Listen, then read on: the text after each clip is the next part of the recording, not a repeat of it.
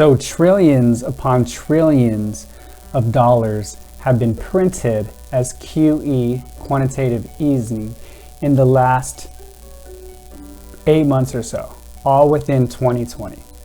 So realistically, how much money can the US print? The answer to that, as much as they want. And they will continue to print money as stimulus. Here's a scary statistic.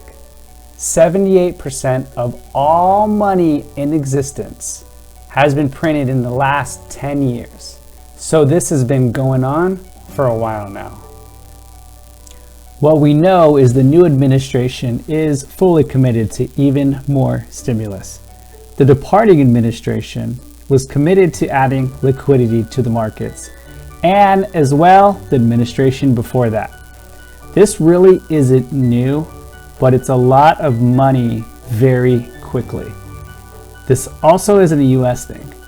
We know that central banks around the world are all committed to the same type of stimulus.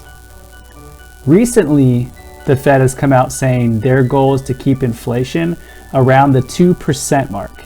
And over the last 10 years, the CPI, which tracks inflation, has been reported as being between 0 to 2.5%. The Consumer Price Index, that is. But what is the CPI? And should we trust it? My opinion is no. The CPI is calculated as a basket of goods the typical American needs to buy annually, as seen right here on this graph. But what's not widely reported is that in 1983, when inflation was running rampant, the US officials changed how to calculate the CPI, effectively cooking the books as to show a lower inflation rate. The calculation has never been changed, and I prefer to use a much more accurate assessment known as the Chapwood Index. The Chapwood Index, as you see here, takes a more realistic view of what the average person needs to live and tracks the price increase or inflation. In the top 10 cities shown, an inflation rate of between 8.1 and 12.9% year over year. That means even if you're getting less than 8% ROI on your money, your buying power decreases every year.